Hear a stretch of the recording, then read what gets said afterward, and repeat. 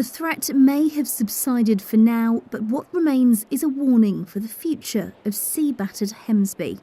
Friday's tidal surge washed away about 5 metres of sand dunes on top of the 10 metres that disappeared in 2013's storm. It destroyed the lifeguard viewing platform and knocked down this wall of rock defences. We never got away lightly at all. To me, I think we've been hit worse than 2013. Obviously, there was no properties lost this year, but obviously it's come back into the gap area here quite a bit. If it carries on the way it is, there won't be a future for Hemsby. We just feel like the public just won't come down here. There'll be no beach left to come down to. So obviously it'll have an impact on all the local businesses, and yeah, that's it really.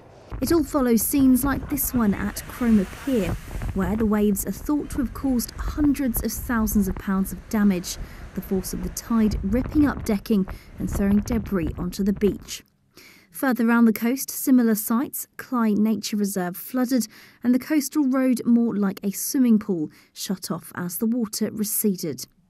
There are fears the surge will have taken a heavy toll on wildlife, and at Walcott the clear-up now begins after people were forced from their homes again. In Hemsby, the recovery work started first thing on Saturday after the path from the lifeboat station to the water was blocked. We had to go off station that night as soon as this hit here, you know, so you've then not got a lifeboat here on service. That was the reason why we had to get straight onto it, and 10 o'clock the following morning we had machinery in. The public, they couldn't get down to the beach either, so obviously there was a risk there of them being seriously injured. So the last few hours, last couple of days we've been down here getting this ready for them. While the people of Hemsby were left assessing the damage, down the coast in Great Yarmouth, the flood defences held off the rising water levels. But the focus today was still on the clear-up.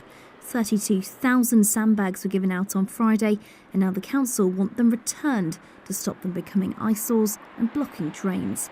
Borough Council leader Graham Plant says the town got lucky. We were very, very lucky. The wind died about 7 o'clock, so from that point of view it was the wind and the waves that were going to overtop. As the wind died at 7 o'clock, the river, I was here, it looked like a mill pond, but it was really very, very high, so we were lucky to get away with it.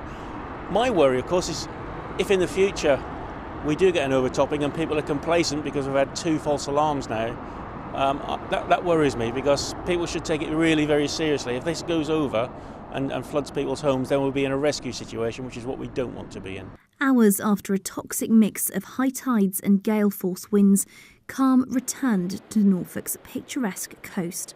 And while counting the cost will take some time, emergency services insist that this time our coastal communities got off lightly. Lauren Hewitt, Mustard TV, Hemsby.